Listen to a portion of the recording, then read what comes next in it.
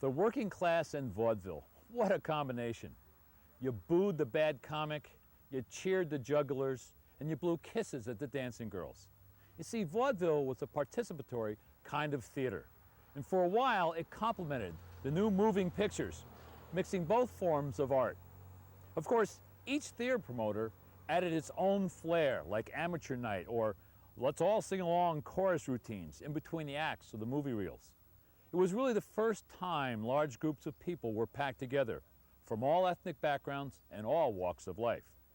The drama correspondent for the Worcester Telegram wrote, "Patrons who eat garlic and spread their breath promiscuously should be given seats on the roof or in the alley." And he also wrote, "Unclean persons should be influenced to respect the rights of others." Democratic seating arrangements, first come, first serve, would begin to challenge the separation of the classes. Hi, I'm Chuck Arning, National Park Service Ranger here in the Blackstone River Valley National Heritage Corridor. In the villages of the valley, entertainment was a highly prized event. Matter of fact, many Friday and Saturday night were spent at the local mill-owned community center or neighborhood ethnic center enjoying movies, vaudeville, minstrel shows, dances, quadrilles, you name it. Any type of entertainment that was available to the people of the valley. And there were even some new theaters designed specifically for those types of events. Now today, there's some of those old theaters still around. And we're going to travel and find one old theater that's being brought back to life, and an old Masonic Lodge that's being converted to a theater that will become a cultural and arts center for the valley. So let the show begin.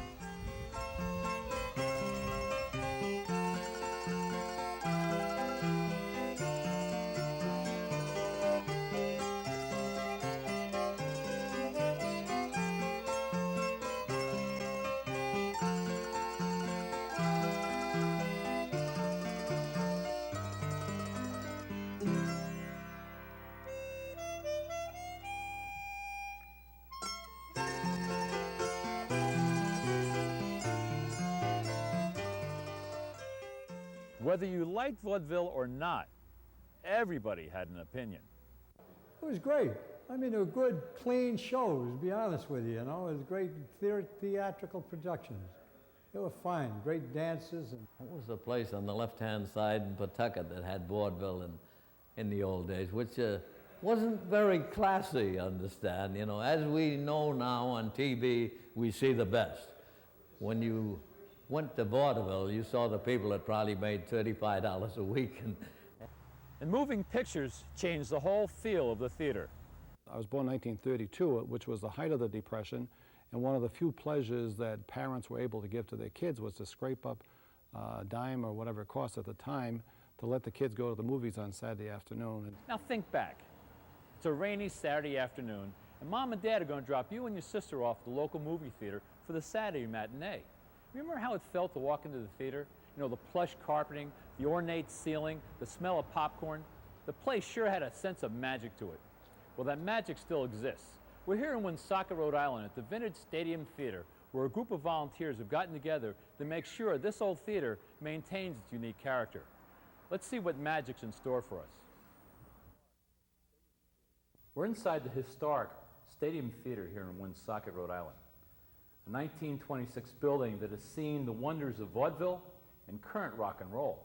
And with us is the former mayor of Woonsocket, Francis Langtote, who's now public citizen Langtote. But I tell you what, Francis has undertaken this huge project. Now, what in the world made you take on such a huge building that's been vacant for so long? Chuck, it's a love affair that began probably in 1939 when The Wizard of Oz first showed here. And I come from a family of 9, and I was the youngest of 9. So I would have been about 7 years old, and I'm sure I was brought here with my brothers and sisters to see The Wizard of Oz, and we've been enthralled by the Stadium Theater ever since. This was something that every family in Woonsocket and the environs used to do every week, to come to the stadium and see the latest movies. Some of us got to see some vaudeville. And I just remember those days so clearly, and when I was the mayor, I, along with others who felt that the Stadium Theater had to be saved because it's been closed for quite a while now, we felt it had to be saved for 2 reasons. Number one, the structure is a beautiful theater built in 1926 very tastefully and was considered to be one of the finest theaters in New England at the time. And on its own, it deserves to be saved, even if it did not have the other reason why we're going to save it, and that's the economic benefit. This will be, when it's fully operational as a restored theater, it will be a tremendous economic benefit for the entire Blackstone Valley region. We intend to bring class acts. We're going to bring name international stars here. We're going to do plays. We will have musicals. We're going to do everything it takes to make this a first-class operation. We also intend to do a lot for children. We want to introduce the children of this area to the arts, and that's one of our major intentions. One of the nicest things I remember, we had an open house last October Fest, or Autumn Fest, and we let people just kind of stroll through. Well, two ladies, probably in their mid-70s, late 70s, came in and they said, "Francis, we would just like to sit where we used to sit when we were young." And they went right down to the side and they picked out the same two seats they probably sat in 60 years ago. And they just sat there and reminisced for a couple of hours. It was really touching. And Mr. Arthur Darman, who built the theater back in 1926, had he really believed in doing things right. He did the building right and he did the theater right. And it has always been recognized, and I like to call it quiet elegance, and as you have a chance to look around, you'll see that's exactly what it is. It's not overly opulent, it's just quiet dignity. The city of Woonsocket had 6 theaters not that long ago: the Laria, the Bijou, the Park, the Olympia, the Rialto, and the Stadium. The other 5 were actually demolished. They no longer physically exist. This is the last remaining theater in Woonsocket, and for that matter, it's one of, I think, only 2 of its kind in the whole state of Rhode Island. And there are fewer and fewer left in America. I subscribe to the American Movie Classics television station channel, and each month I get a booklet, magazine, and each month they show a different theater in the country that is in the process of being restored. And in almost every case, it says the theater was about to be demolished until some interested citizens stepped forward and saved it from destruction. And that's basically what's happening here. When this theater is operable, what we're going to have is something that everybody can look to with pride in the entire region.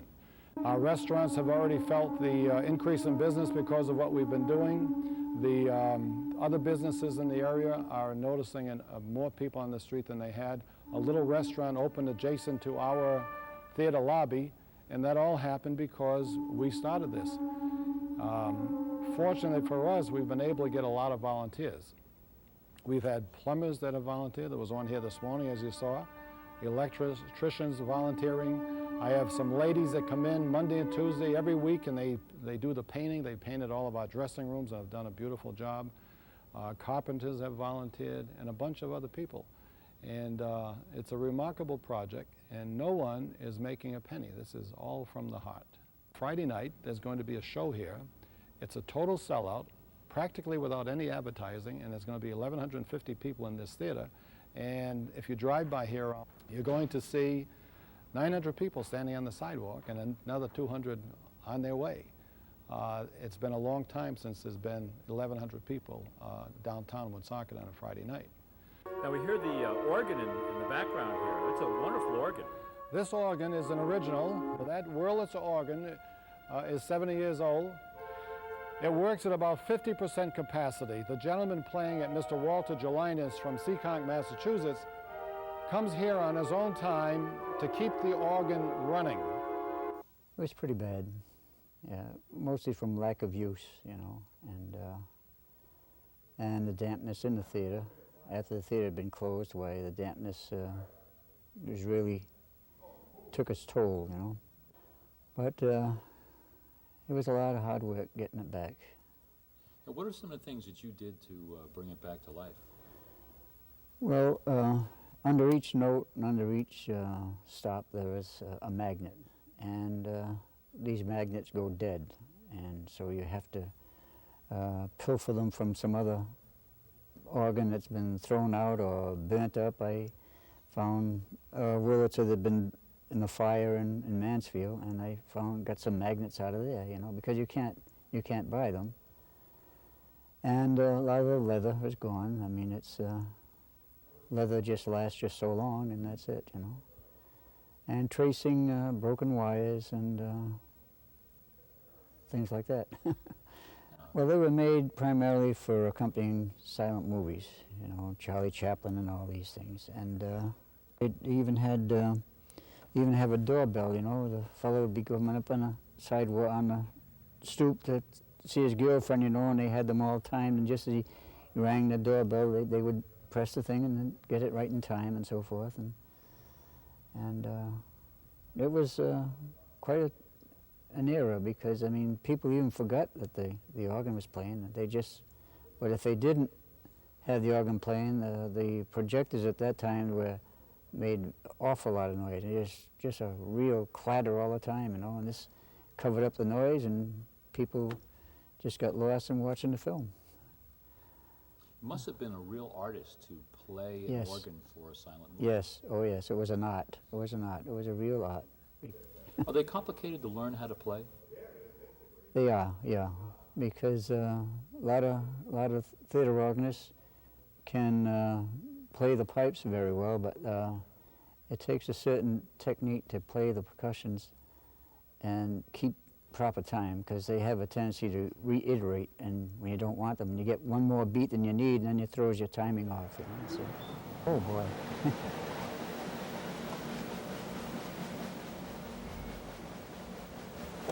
Then you have a bass drum. Of course, you get a whole fanfare, like.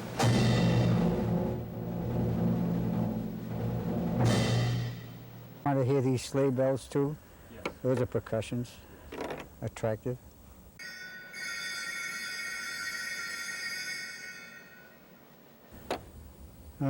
Tambourine.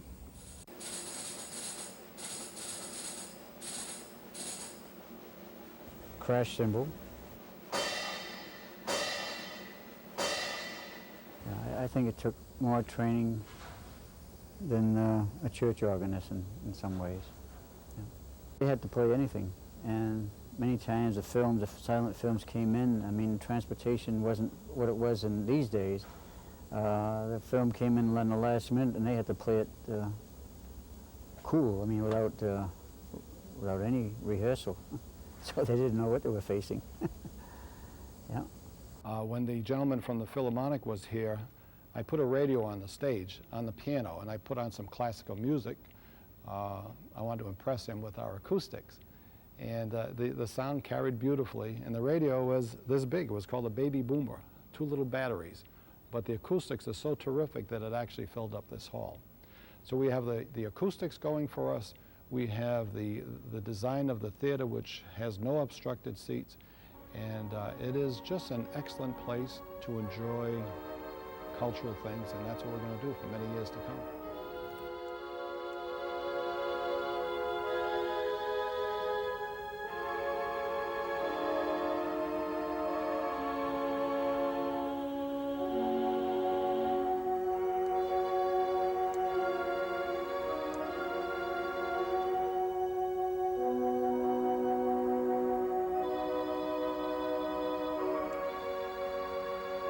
Good evening and welcome as we tell the story of the reemergence of the Blackstone River Theater. The story we have for you tonight is one filled with horror and the macabre.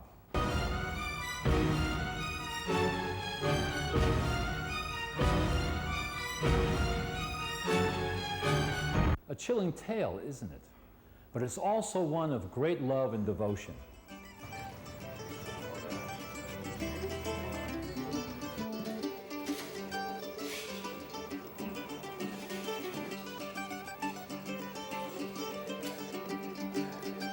So join us, my friends, as we tell the story of the little theater thrown out on the street that finds a new home and happiness.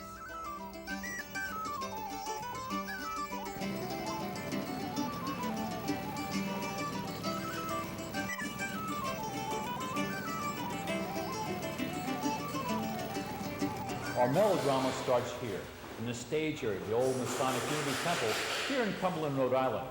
And the principal characters in this plot are Bob Druin and Russell Gassetti. You may know them as members of Pendragon, the folk group that plays throughout Rhode Island and New England. But today, we're going to see them in the role as members and leading members of the Blackstone River Theater. Now, bringing this temple into a theater is a major project, isn't it? It's a huge project, Chuck. As you can see, the place is in a sad state of disrepair. The building's been vacant for about 9 years, and over the last 3 or 4 years, it got heavily vandalized, unfortunately. We need a new heating system, electrical system needs work, we have to put in handicapped accessibility and many other things, as well as scraping and painting. But also, as you can see, that this is a building well worth saving. We have curly maple stairs, and we have mahogany woodwork, birch and oak hardwood floors. It's absolutely a beautiful building, and it just needs a lot of TLC, and it needs certainly a lot of time and money invested as well. But we hope to bring this back to its original glory. Shows a lot of promise for us to be moving into a place that is going to be an actual theater area. But for that 2-year period, we ran, as you mentioned, a very internationally acclaimed concert series, bringing in a lot of acts who just don't make their way to the Rhode Island, even parts of New England area. We brought in Tommy Makem and Dave Van Ronk, Dick Goggin. Cherish the Ladies. Cherish the Ladies. I mean, just a fantastic number of groups, ethnic and folk music, as well as acoustic blues and jazz. We really had a wonderful series here. And again, all of that was a volunteer effort. Now moving to this new building with so much promise and reformulating as a nonprofit organization now, we're very, very hopeful to really just start doing even bigger and better things and doing more programming here, opening up just more often, many more times during the day, and opening it up to some other groups to bring in other things such as plays and lecture series, etc. So. Oh, exactly. Since, as you can see, we have 2 large performance spaces in this building, we can be running a theater piece upstairs for 2 or 3 weekends, and at the same time continue down in this auditorium level with our regular music program and children's programming and things like that. So the opportunities here are boundless. Absolutely. It's just been amazing, the outpouring from the community. People coming here, we have all kinds of folks from all walks of life, all ages coming in here, and they've either read about it in the paper or they were patrons at our old theater series, and they're giving up, parts of this wonderful summer to come down here and work 6, 7, 8 hours a day in a dark area doing some real hard work. You're scraping paint and you're pulling up carpeting and doing a lot of real grunge work, but they're excited to do it. Everybody I think gets something special out of it for themselves, but they also know they're contributing to a whole and just something that will be really nice for this community as well as the whole Blackstone River Valley. I love the kind of music that we play here. I love the kind of experiences that we can have in this kind of theater. If we don't get people down here to help clean up, or the theater's not going to happen, and if the theater doesn't happen, I don't get to listen to this music. That's no good. I was scraping the paint in this room here. The room gets a lot bigger when you have to scrape off this wall. So. It looks better, the paint's not peeling off, but there's still a whole lot of work that's got to be done. Well, I saw an ad for it in the newspaper, and I thought, it's a good cause, and it's something I want to work for, and when it's all done, I can be like, yeah, I worked on that, I helped out, I did it because I enjoy being here with Pendragon, and I enjoy volunteering. I usually volunteer as much as I can. I'm a full-time student as well, and I work part-time. But I come down here as often as possible, and I enjoy it. I love the people that are here, and I'm friends with the band. So it's a good time to be knowing that you're helping and you're saving something that'll be used for future generations, hopefully. I came to this place as a child with Christmas parties with my father. He was the Mason at this community lodge, and it's just a lot of fun, and it's a community effort, and I enjoy volunteering and helping out different people and different organizations. They had opened up the downstairs here, so we worked in here and scraped up the graffiti off of the walls and scraping paint, and just so that they can getting a fresh coat on there soon and trying to clean it up a little bit. But it came out good. It looks good now. A lot of work, but it's looking good. Well worth it. We've had Boy Scouts, local troop from Cumberland here, working on the outside while other folks are working inside. And it really has been startling, the response that we've gotten. We've also heard from some of the old Masons here coming in, just really happy that somebody is actually restoring and bringing to light this beautiful building that has just unfortunately been neglected. I can remember coming with my mother, because her sister, my aunt, was in the Eastern Star, and they had shows all the time where, and I can recall just being a kid where I think she had an egg beater with a kazoo on the end, and the big long line of people doing this, well, that would be my first memory of this place. Terrible. Terrible, but structurally it's still sound, and I hope you can really do something with it, and you may wind up with a real good building. I knew there was going to be water damage, but I didn't realize it was going to be as bad as it was, really. Seeing the plaster, it was really a sad situation coming in. And thinking of all the good times and the good memories and the way the building did look like on the inside. That was kind of a shock, really. The type of people that did belong. I had uncles that belonged, and they were all, my dad was a Mason, but they're all outstanding, clean living men. And they all had a type of a lifestyle that really appealed to me. And I remember when I joined, my father said, well, look, he says, benefits are few. He says, what you give, that's what you get. My uncle, who died a couple of years ago at 96 in Central Falls, was a longtime member of this lodge, and in the 20s, he was an end man in the Vaudeville shows that they put on here, and he painted himself in blackface and did singing and dancing, and even in his older years, he was a darn good singer. Well, I was pleasantly surprised by the way it looked. They've done a lot of work to get it back in livable condition. I can remember a lot of good times that we had here. I couldn't imagine what it was like inside. I saw the broken windows and getting boarded up because I drive by here almost every day. And I couldn't imagine it could be this bad. I really couldn't. I like what they're doing, and I hope they stay here because I'd hate to see this building torn down. It's a sound building. It's well, built. Well, I would like to come back. I would think that I'd be interested in coming to see these plays that are going to take place here. That kind of stuff interests me, and I would always bring back memories of belonging to this place.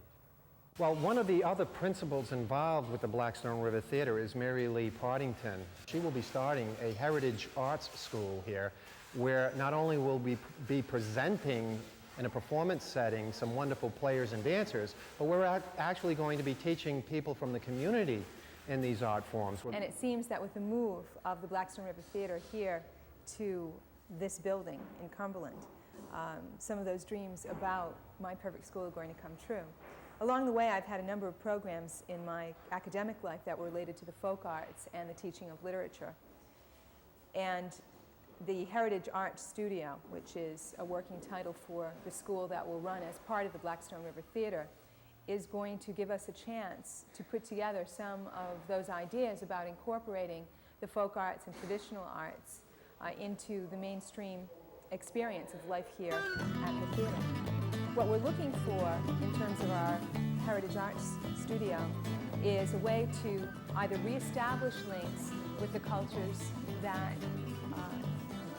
gave the Blackstone Valley the character that it has today, or an opportunity to maintain links that are still alive.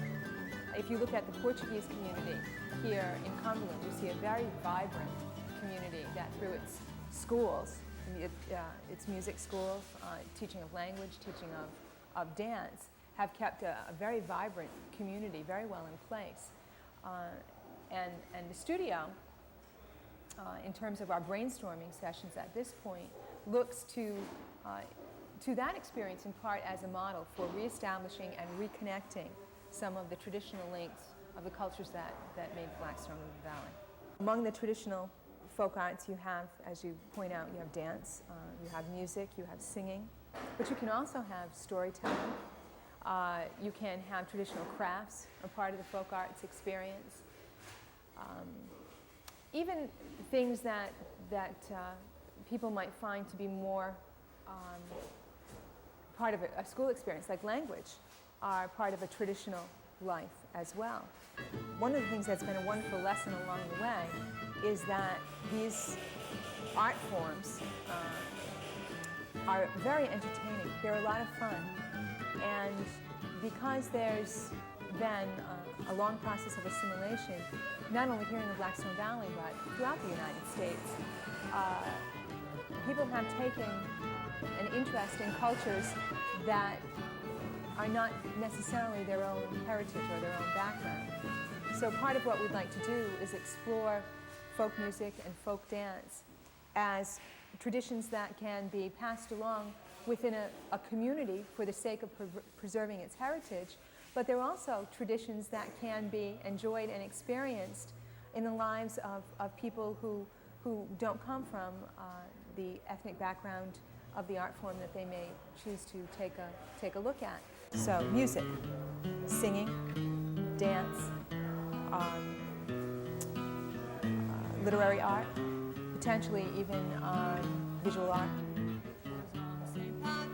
The curriculum is wide open.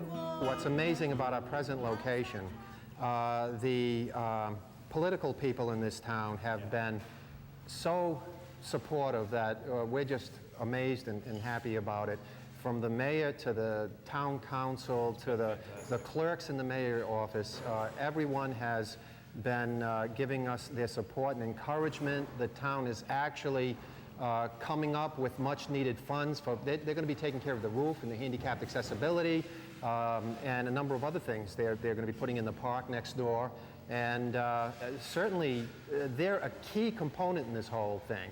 It's not only our neighbors here and folks who've been coming to the theater and enjoying our shows that are helping, but it's right up the line to the mayor himself to make this project happen. Well, obviously there's a quality of life issue, and that a theater brings activity to an area. It also has economic spin-off. There are Ann and Hope across the street here, as you know. We're going to be doing a park here next door. It brings the area back to life where, for instance, this particular building had been vacant for almost 10 years now. We've been looking for a theater or a theater-type group for the past 5.5 years. We did a Valley Falls master plan. Valley Falls is the part of Cumberland that we're in. And part of that master plan, in order to restore some of the area, not only included a bricks and mortar, but also bringing an arts group, or as it turns out, the Blackstone River Theater, to this area. We recently acquired this property. I knew Bob and Mary Lee Druin for a number of years now. I understand that they had problems in their previous location, so it all fit together, and I think it's a great location for them. Now, you do have some very distinctive needs, don't you? Yes, we do. We do. Money. Money is a big one. First and foremost, I believe we need lots of money. We are going to have to buy a boiler system for this place. The electrical system, we just got the electricity going a couple of days ago, but it's in a sad state of disrepair. The box and other things have to be replaced, and other things like that. The big question that everybody's waiting for is, when do you think you'll be able to put the group up on stage and begin the series? You know, it's a tough question right now. We're optimistically gunning. We would love to be opening sometime in November or so, which would be interesting. Yep. That's when we opened up the previous location as well. It'd be really great to be able to do that. And hopefully we're gunning for that. We don't have to have the entire building fixed. We just need to get the main performance space and get things up to code. We want to start having concerts here, obviously, as soon as we can. The development of more leisure time with the advent of moving pictures and vaudeville create a culture of theater goers among the working class of the Blackstone Valley. The price was right, and it provided real entertainment for hardworking people. And it also can be argued that it helped Americanize a growing immigrant workforce here in the Valley. Moving pictures were so popular here in the 1920s in Upton, Massachusetts. They used to show the same film in 2 different locations every Saturday night. Used to have different starting times just so they could shuttle the film between the 2 halls. One is the town hall, which is directly behind me.